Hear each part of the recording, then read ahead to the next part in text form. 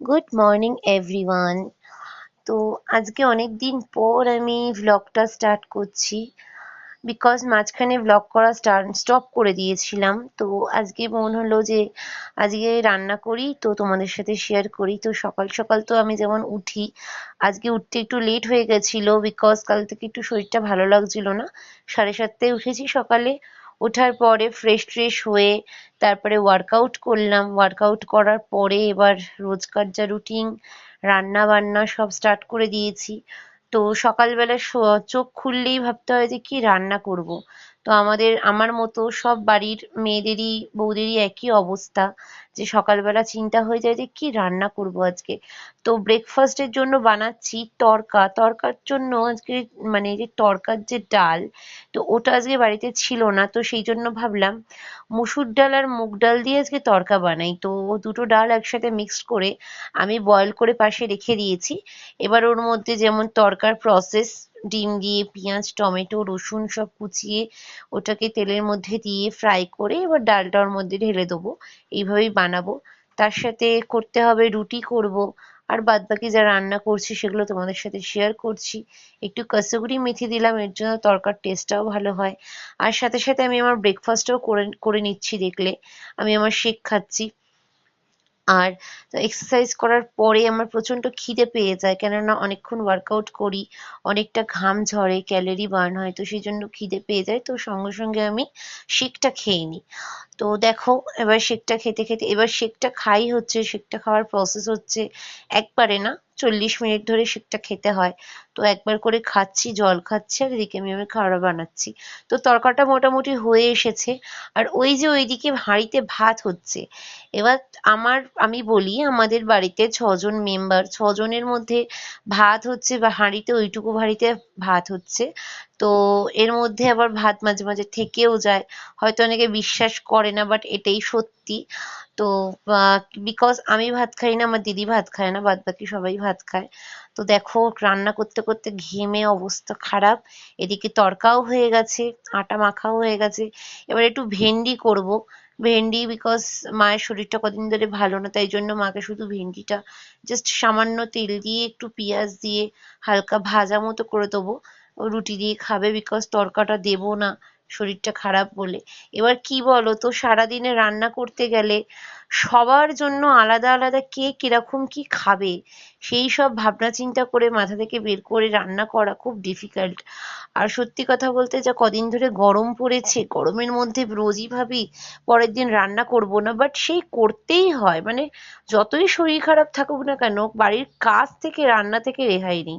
এদিকে ভেন্ডি ভাজাটা হয়ে গেল, তরকাটা হয়ে গেল, তোমাদের সাথে কথা বলতে বলতে ভাতটাও মোটামুটি হয়ে এসেছে। এবার মাছ করব। একজন মাছ খায়, তো একজন চিকেন খায়, তো একজন ডিম খায়, এরকম আমাদের বাড়িতে সবাই। তো চিকেন খাওয়ার মধ্যে খাই হচ্ছে আমি, আমার মেয়ে আর আমার দিদি, 3 জনে চিকেন খাই। মাছ হচ্ছে শুধু মা খায়। আর আমার বাবা আর হাজবেন্ড দুজনেই মাছ মাংস কিছুই খায় না, তো ওরা ভেজ খায়। এইভাবে সবার জন্য আলাদা আলাদা করে রান্না করতে করতে না অনেকগুলো মানে মেনু হয়ে যায়। এদিকে ভাতটাও দেখো হয়ে গেছে। ভাতটা আমি এরকম কন্টেনারে রাখি বাটিতে, বিকজ এগুলো গরম করতে খাবার সময় সুবিধা হয়। একটু শসা কেটে রেখেছি। এদিকে মাছটাও ভাজা করে নিলাম, 4 পিস মাছ করছি, বিকজ ভেবেছি কালকে আর রান্না করব না। কালকে একটু অন্য কাজ আছে, তো কালকে আর ইচ্ছা করছে না, শরীরটাও ভালো লাগছে না। তো একবারে করে রেখে দিচ্ছি, তারপরে কালকে জাস্ট গরম করলেই মাইক্রোওভেনে হয়ে যাবে। তো মাছগুলো আমার ভাজা হয়ে গেল। ওদিকে চিকেনটাতে আমি কি করেছি, নুন হলুদ আর লেবুর রস মাখিয়ে ম্যারিনেট করে রাখলাম ধোয়ার পরে। তাহলে কি হয়, চিকেনে যে এক্সট্রা যে ময়লাগুলো থাকে না, বেরিয়ে যায়। তারপরে ধুয়ে নিয়ে তারপরে ম্যারিনেট করি। এদিকে সবজি দিয়ে দেখো মাছের ঝোলটা করছি। এর মধ্যে পেঁপে আলু কাঁচকলা টমেটো সব আছে, ধনেপাতা একসাথে কেটে এরম ভাবে কালো জিরে ফোড়ন দিয়ে পাতলা করে ঝোল করলে এটা পেটের জন্যও ভালো। আর বেশি মশলাপাতিও দিতে হয় না।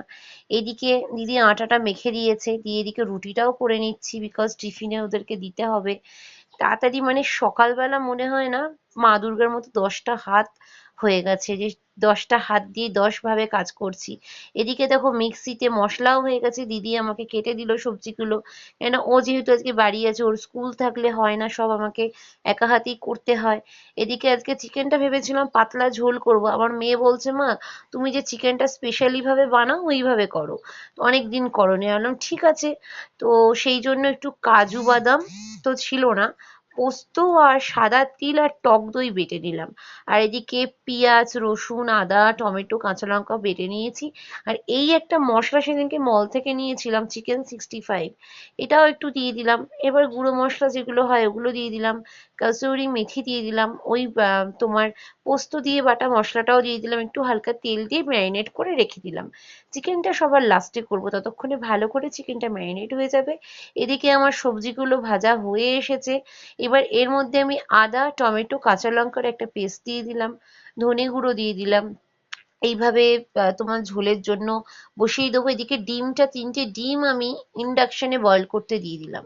বললাম না আমাদের বাড়িতে একজন মাছ একজন মাংস একজন ডিম খায়, তো যেদিন আমিষ হয় সেদিন এইভাবেই আমাকে ব্যালেন্স করতে হয়। বিকজ আমরা চিকেন খাবো, তো মা কি শুধু সবজি খাবে বা মা সবজি খাবে, ওরা কি শুধু মানে তোমার বাবার আমার হাজবেন্ড ওরা কি খাবে, এই ভাবতে ভাবতে সবার জন্য করতে। এদিকে মাছের ঝোলটাও দেখো হয়ে গেছে, একদম হালকা পাতলা করে করেছি, গরম গরম ঝোল রেডি। কত রকমের রান্না হয়ে গেল সকাল থেকে। এইদিকে এবার করবো হচ্ছে আলু ভাজা, বলতে তো ভুলেই গেছে, আলু আর পেঁয়াজ ভাজা। তো এটাও করে রাখছি, বিকেলবেলা মেয়ের ক্লাস আছে সেই জন্য বিকেলে আবার কি রান্না করব। রুটি আলু ভাজা করা থাকলো ওটাই খাবে। অনেকে হয়তো ভাবতে পারো বাসি খাচ্ছে, বিকজ বিশ্বাস করো সারাদিনের বাড়িতে এত কাজ থাকে না, পেরে উঠি না, তো করে রেখে দিই। মাইক্রোওভেন আছে আমার, আমি মাইক্রোওভেনে রুটিটাও হালকা করে জাস্ট একদম স্লোতে দিয়ে একদম একে দিয়ে গরম করে নিই, একদম টাটকা রুটির মতো হয়ে যায়। বাসি তো এটা হচ্ছে না, সকালের খাবার রাত্রে খাবার এই যা। তো এইখানে দেখো আলু ভাজাটা হয়ে গেছে, দেখাইনি আমি, ক্যামেরাটা অন করতে ভুলে গেছিলাম। তো এদিকে চিকেনটাও বসিয়ে দিয়েছি, আলু দিয়েছি বিকজ আজকে আমার বাড়িতে একটু লোকজন এসেছিল। ওরা যখন এসেছে আমি ভেবেছিলাম চিকেনে আলু দেবো না, আমাদের মতোই করছিলাম 3জনের মতো। বাট ওদেরকে যেই দেখলাম হট করে ওরা এসেছে, তাই চিকেনে একটু আলুটা বেশি করেই দিলাম, নাহলে সবাইকে দিয়ে না আমি মানে ম্যানেজ করতে পারবো না। চিকেনটা বেশি ছিল না, 500 চিকেন ছিল। তো সেই জন্য আলু দিয়ে ভালো করে এই চিকেনটা কষিয়ে নিচ্ছি। দেখো সব মশলা দিয়ে তেল ছেড়ে এসছে সাইড দিয়ে। একটু কেওড়া জল একটু গোলাপ জল দিচ্ছি বিরিয়ানির স্মেল যাতে আসে। আজকে বিরিয়ানিও সবাই খাবে, বাইরে থেকে নিয়ে আসবে আর করিনি, বাট আমি রুটি করেছি, রুটিটাই খাবো বিকজ অনেকদিন ধরে আনহেলদি প্রসেস চিকেনটা আমার চলতেই আছে। কষানো হয়ে গেছে, গরম জল দিয়ে দিলাম, এটার মধ্যে গরম জল করে নিয়েছিলাম। তো ভালো করে নেড়ে ঢাকা দিয়ে দেবো। চিকেনটা আর আলুটা ভালো করে বয়েল হয়ে যাবে, তারপরে আমি চিকেনের ওপরে ডিমটা গ্রেট করে দিয়ে দিয়েছি। কি সুন্দর লাগছে দেখো দেখতে, ইয়াম্মি টেস্টি। তো খুব সুন্দর হয়েছিল চিকেনটা। এটা চিকেন দো পেঁয়াজা টাইপের করেছি, খুবই ভালো হয়েছিল খেতে।